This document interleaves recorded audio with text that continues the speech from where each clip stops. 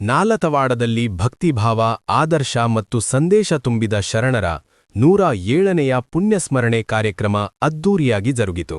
ಇಂಗಳೇಶ್ವರದ ಡಾ. ಸಿದ್ಧಲಿಂಗ ಶ್ರೀಗಳು ದಿವ್ಯ ಸಾನ್ನಿಧ್ಯ ವಹಿಸಿ ಆಶೀರ್ವಚನ ನೀಡಿ, ಜೀವನ ನೀರಿನ ಗುಳ್ಳಿಯಂತಿದೆ, ಆದರೆ ಶರಣರ ಆದರ್ಶಗಳು ಶಾಶ್ವತ ಎಂದು ಹೇಳಿದರು. ಪ್ರತಿಯೊಬ್ಬರ ಪುಣ್ಯತಿಥಿಯನ್ನು ಆಚರಿಸುವುದಿಲ್ಲ, ಸಮಾಜಕ್ಕಾಗಿ ಜೀವನ ಅರ್ಪಿಸಿದ ಸಂತರು ಮತ್ತು ಶರಣರ ಪುಣ್ಯಸ್ಮರಣೆಯೇ ಸಾರ್ಥಕ ಎಂದು ತಿಳಿಸಿದರು. ಶರಣರ ಬದುಕು ತ್ಯಾಗ, ಸೇವೆ, ಸಮಾನತೆ ಮತ್ತು ಮಾನವೀಯತೆಯ ಶ್ರೇಷ್ಠ ಮಾದರಿ ಎಂದು ಹೇಳಿದರು.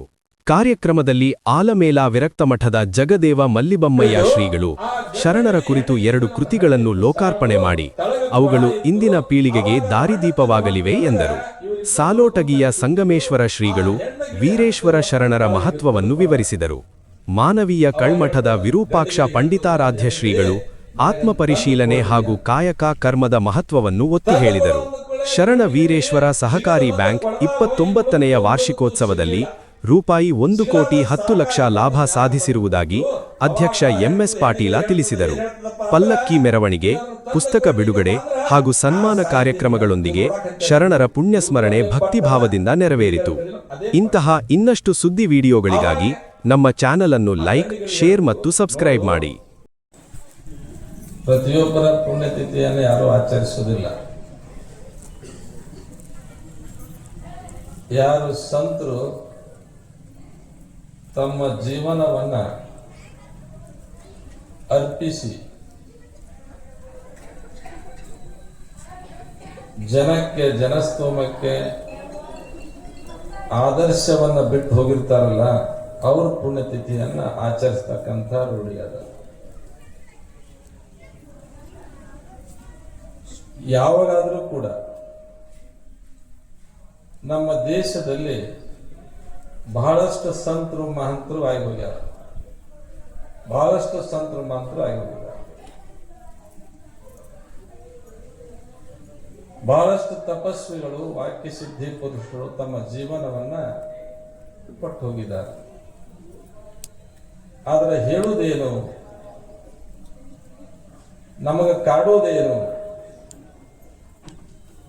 ಏನ್ ಕಾಡ್ತದಪ್ಪ ಅಂದ್ರೆ ಆಯುಷ್ಯದ ಪರಿಮಾಣಕ್ಕೂ ಮತ್ತು ಬದುಕುತ್ತಿರುವ ಮೌಲ್ಯಗಳಿಗೂ ಏನು ಸಂಬಂಧನೇ ಇಲ್ಲ.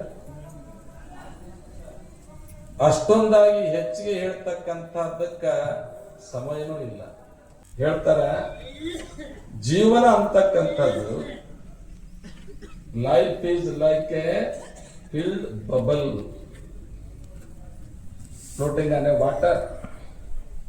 ಜೀವನ ಎಂತದಪ್ಪ ಅಂದ್ರೆ ಬಲೂನ ನೀರ್ ಮೇಲೆ ತೇಲಾಕ್ ಹತ್ಯದ ಅಂಥದ್ದು ಜೀವನ. ಯಾರ ಜೀವನ ಗ್ಯಾರಂಟಿ ಅದ?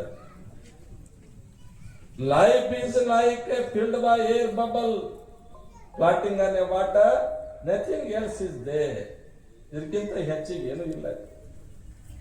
ಮತ್ತೇನು, ಯಾವಾಗ ಬಸ್ಟ್ ಆಗ್ತದಂತ ಗೊತ್ತಿಲ್ಲ, ಮುಂದೆ ಏನಾಗ್ತಾರ ತಿಳಿದು.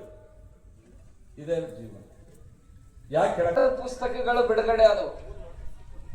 ಆ 2 ಪುಸ್ತಕಗಳ ಅಂತ ಒಂದು ಕೇಳಿದ್ರೆ ಈ ಜಗತ್ತಿನಾಗ 2 ತರದ ಪುಸ್ತಕಗಳದಾವಂತ. 2 ತರದ ಪುಸ್ತಕಗಳು.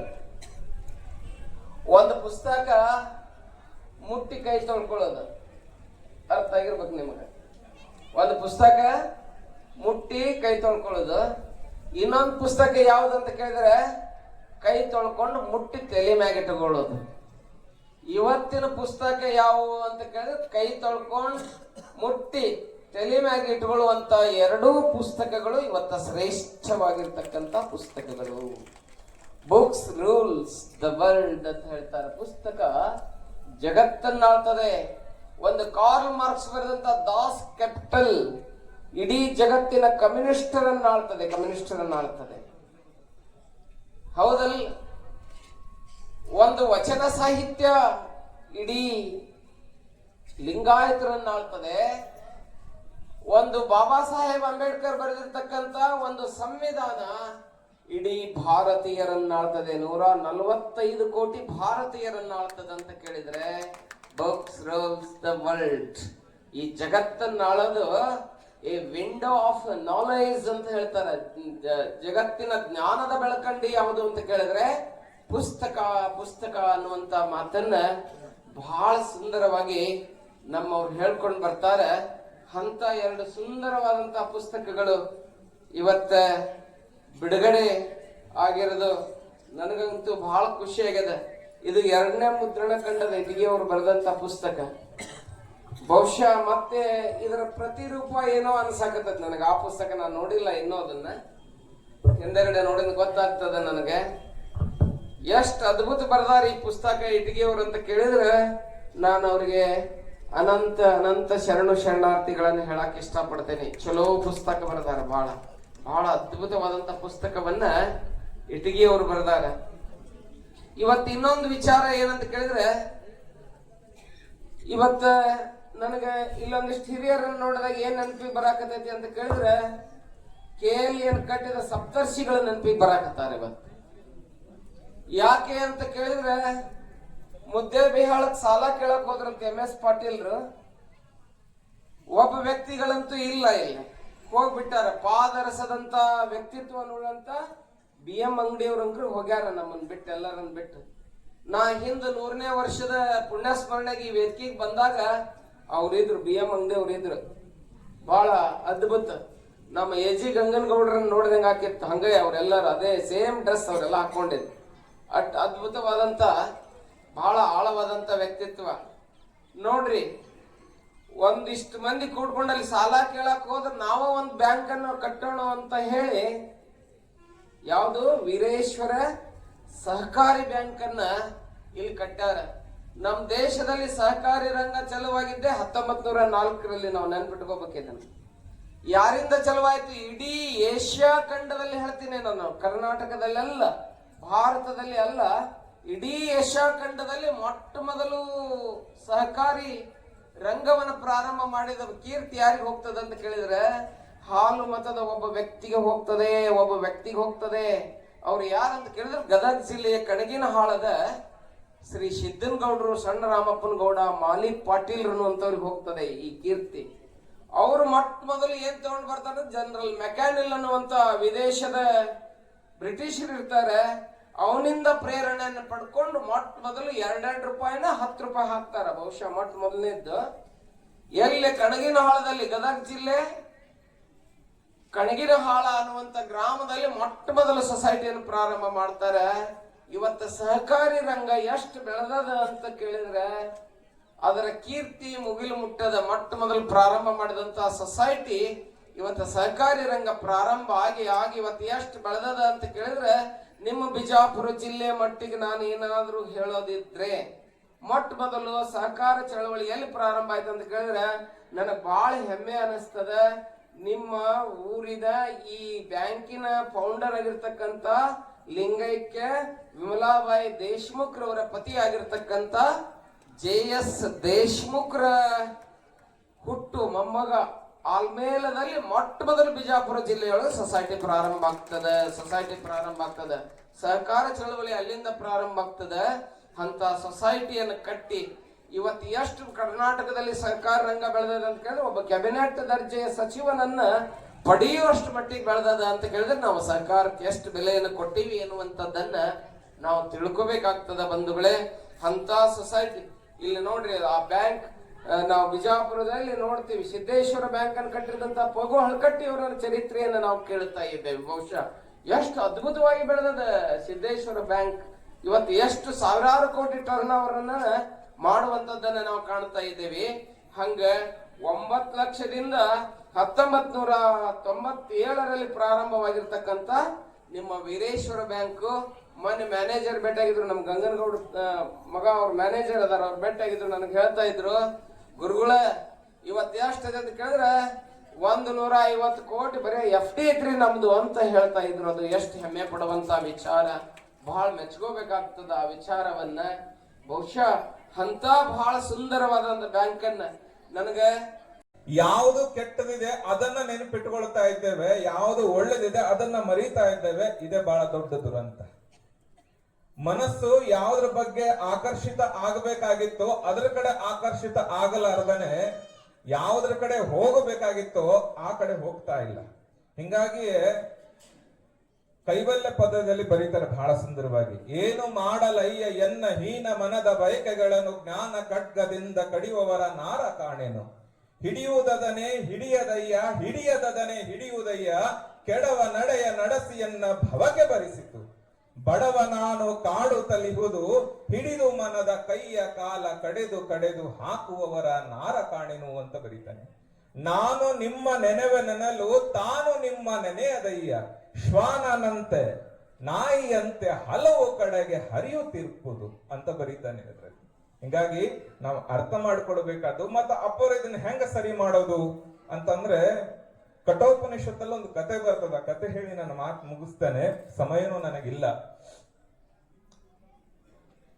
ನಚಿಕೇತ ಅಂತ ಒಬ್ಬ ಸಣ್ಣ ಬಾಲಕ, 9-10 ವರ್ಷದ ಒಬ್ಬ ಬಾಲಕ ಯಮನ ಹತ್ರ ಹೋಗಿರ್ತಾನೆ.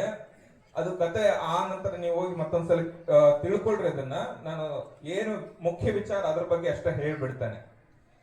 ಯಮನ ಹತ್ರ ಹೋಗಿರ್ತಾನೆ. ಯಮನಿಗೆ ಕೇಳ್ತಾನೆ, ಪ್ರಶ್ನೆ ಕೇಳ್ತಾನೆ, ಗುರುದೇವ ಯಮರಾಜ, ನಾನು ನಿನಗೆ ಒಂದು ಪ್ರಶ್ನೆ ಕೇಳ್ತಿದ್ದೀನಿ. ಏನು ಪ್ರಶ್ನೆ ಅಂತಂದ್ರೆ, ಜಗತ್ತಿನಲ್ಲಿ ಎಲ್ಲಾ ತರವಾದಂತ ಗಾಳಿಗಳಿದ್ದಾವೆ. ಸುಂಟ್ರ ಗಾಳಿ ಇದೆ, ದುರ್ನಾಥ ಗಾಳಿ ಇದೆ, ಶೀತ ಗಾಳಿ ಇದೆ, ಗಬ್ಬು ನಾಥ ಬರುವಂತ ಗಾಳಿ ಇದೆ.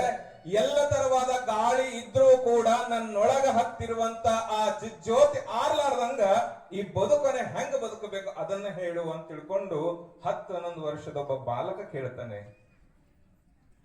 ಆದ್ರೆ ಯಮರಾಯ ವಿಶೇಷವಾದದ್ದು ಇನ್ನೇನೋ ಹೇಳೋದಿಲ್ಲ. ಬಹಳ ಸುಂದರವಾದ ಸರಳವಾದಂತ ಸೂತ್ರ ಹೇಳ್ತಾನೆ. ನಚಿಕೇತ, ನಿನ್ನೊಳಗ ಹತ್ತಿರುವಂತ ದೀಪ ಆರಬಾರ್ದು ಅಂತಂದ್ರೆ ಒಂದೇ ಮಾಡು. ಏನು ಅಂತಂದ್ರೆ ಕಾಯಕವನ್ನ ಮಾಡು, ಕರ್ಮವನ್ನ ಮಾಡು ಅಂತಂದಾಗ, ನಾವು ಯಮರಾಜ ಏನಾದ್ರು ನಮ್ಮ ಮುಂದೆ ಬಂದು ನಾವು ಕೇಳಿದಾಗ ಹಂಗೇನಾದ್ರು ಉತ್ತರ ಕೊಟ್ಟಿದ್ವಿ ಅಂದ್ರೆ ತಲೆಯಲ್ಲಿ ಆಡ್ಸ್ಕೊಂಡು ಮನೆಗ್ ಬಂದ್ಬಿಡ್ತಿದ್ವಿ ನಾವು. ಅಲ್ಲಿ ಕುತ್ಕೊಂಡು ಅವ ಸಮರ್ಥ ಶಿಷ್ಯ ಅವಂದ, ಕಾಯಕ ಮಾಡಿ ಕೆಟ್ಟೋಗಿವೋ ಯಪ್ಪ ನಾನು ಗುರುದೇವ, ಹಿಂಗ್ ಮತ್ತೆ ಕಾಯಕ ಮಾಡೋಣಕತ್ತಿಯಲ್ಲ ಅಂತಂದಾಗ ಆಗ ಒಂದು ಮಾತು ಹೇಳ್ತಾನೆ ಯಮರಾಜ, ಕರ್ಮಣ ಏವ ಕರ್ಮ ಅತಿಕ್ರಾಂತವ್ಯಂ ಕಂಠಕಿ ಕಂಠಕೋ ಯಥಾ ಅಂತ ಒಂದು ಮಾತು ಬರೀತಾನೆ. ಏನು ಸುಂದರವಾದಂತ ಮಾತಿದು. ಯಾವ ಕೆಲಸಗಳನ್ನ ಮಾಡಿ ಕೆಟ್ಟೋಗಿಯೋ ಮತ್ತದೇ ಕೆಲಸಗಳನ್ನ ಮಾಡಿ ಸರಿ ಹೋಗು. ಕರ್ಮಣ ಏವ ಕರ್ಮ ಅತಿಕ್ರಾಂತವ್ಯಂ ಕಂಠಕಿ ಕಂಠಕೋ ಯಥ. ಮುಳ್ಳನ್ನ ಮುಳ್ಳಿಂದ ತೆಗಿ ಅಂತ ಹೇಳ್ತಾನೆ.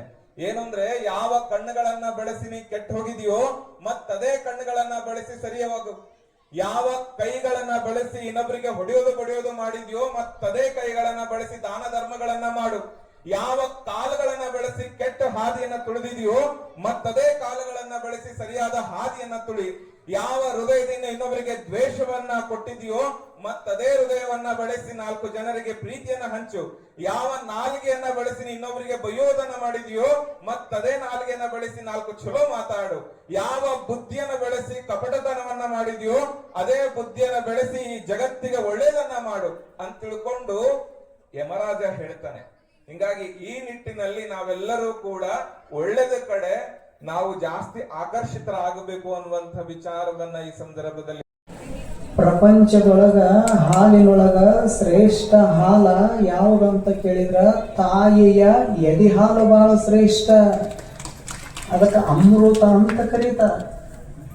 ಹಾಗೆ ಈರುಳ್ಳಿನೊಳಗ ಆಗಸದೊಳಗ ಲಕ್ಷಲ್ಲ ಕೋಟಿ ಚುಕ್ಕಿಗಳು ಹೊಳಿತಿರ್ತಾವು, ನಕ್ಷತ್ರಗಳು ಮಿನುಗುತ್ತಿರ್ತಾವು.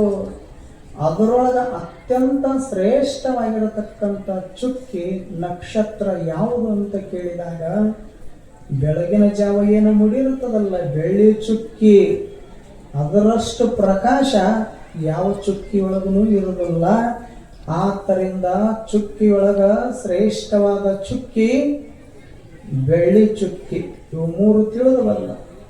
ಹಾಲಿನೊಳಗ ತಾಯಿ ಎದೆ ಹಾಲು ಶ್ರೇಷ್ಠ, ಹೂವಿನೊಳಗ ಹತ್ತಿ ಹೂವ ಶ್ರೇಷ್ಠ, ಚುಕ್ಕಿಯೊಳಗ ಬೆಳ್ಳಿ ಚುಕ್ಕಿ ಶ್ರೇಷ್ಠ. ಹೇಗೋ ಹಾಗೆ 20ನೆಯ ಶತಮಾನದೊಳಗ ಎಷ್ಟು ಜನ ಶರಣರಾಗಿ ಹೋಗಿದರಲ್ಲ ಕನ್ನಡ ನಾಡಿನೊಳಗ, ಆ ಎಲ್ಲಾ ಶರಣರೊಳಗ ಶ್ರೇಷ್ಠ ಶರಣರು ಯಾರಾದರೂ ಇದ್ರ 4 ಹಣದ ವೀರೇಶ್ವರ ಶರಣರು.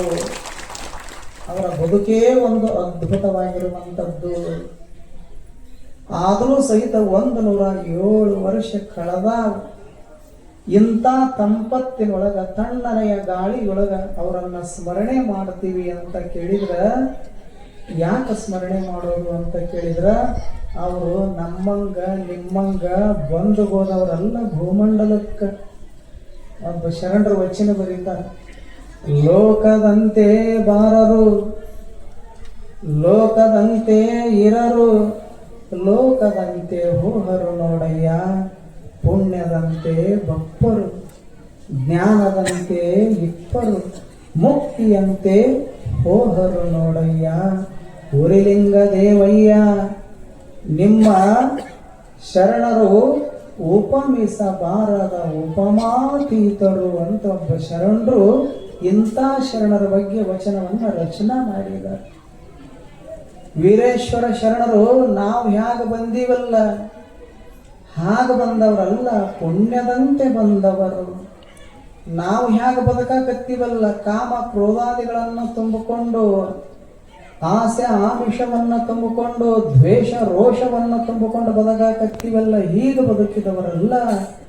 ಕೈಯೊಳಗ ಸತ್ಯ ಶುದ್ಧ ಕಾಯಕ, ಮನಸ್ಸಿನೊಳಗ ಭಗವಂತನ ನೆನಹ, ಹೃದಯದೊಳಗ ಪರಮ ಪ್ರೇಮವನ್ನು ತುಂಬಿಕೊಂಡು ಜಗತ್ತೇ ಇದೊಂದು ವಿಶ್ವ ಕುಟುಂಬ ಅನ್ನುವಂಥ ರೀತಿಯೊಳಗ ಜ್ಞಾನದಂತೆ ಬಾಳಿ ಬದುಕಿ ಹೋದರು. ಹೋಗುವಾಗ ನಮ್ಮಂಗ ಭವಬಂಧನದೊಳಗ ಸಿಕ್ಕ ಹಾಕ್ಕೊಂಡು ತೊಳಲಾಡಿ ಬಳಲಾಡಿ ಹೋದವರಲ್ಲ, ಮುಕ್ತಿಯಂತೆ ಹೋಹರು ನೋಡಯ್ಯ.